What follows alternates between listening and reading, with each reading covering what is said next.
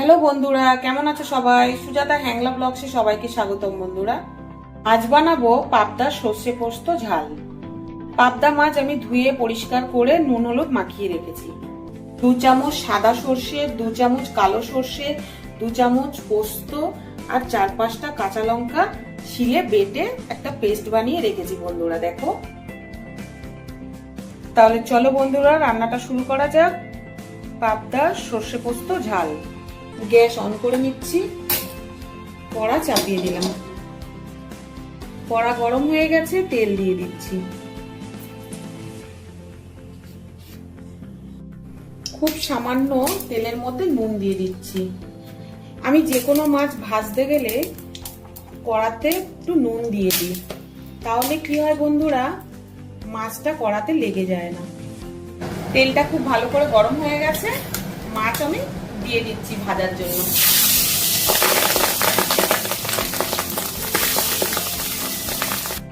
মাছটা উল্টে দিচ্ছি বন্ধুরা। পাবদা মাছ কিন্তু ভীষণ থাকে বন্ধুরা, খুব সাবধানে করো। মাছ ভাজা হয়ে গেছে, মাছ আমি তুলে নেব।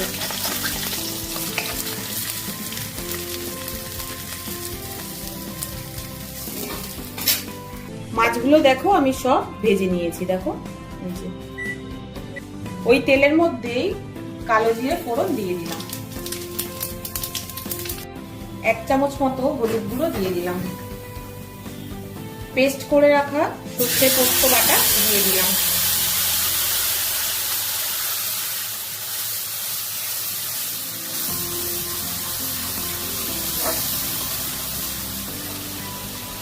স্বাদ মতো নুন দিয়ে দিচ্ছি।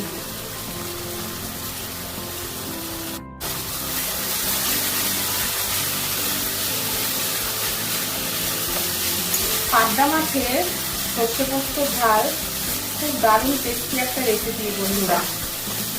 তোমরা বাড়িতে আমার মতন করে ট্রাই করবে, সবার খুব পছন্দ হবে। আমি খুব সাধারণভাবে রান্না দেখাই বন্ধুরা, যাতে বাড়িতে তোমরা সবাই বানাতে পারো। এবার জল দিয়ে দিচ্ছি।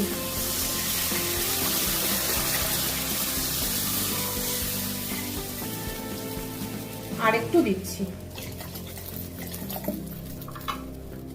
ঝোল ফুটে গেছে, ভাজা পাবদা মাছগুলো আমি দিয়ে দিচ্ছি।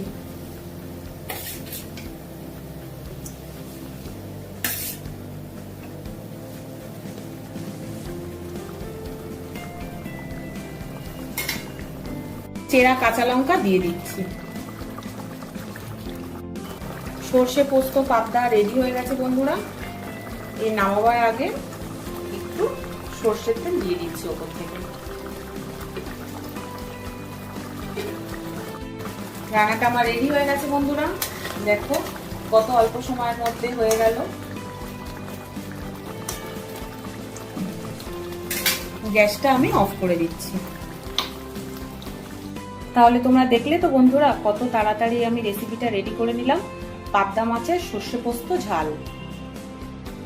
এইভাবে পাবদা মাছ তোমরা বাড়িতে রান্না করো বন্ধুরা, সবার খুব পছন্দ হবে।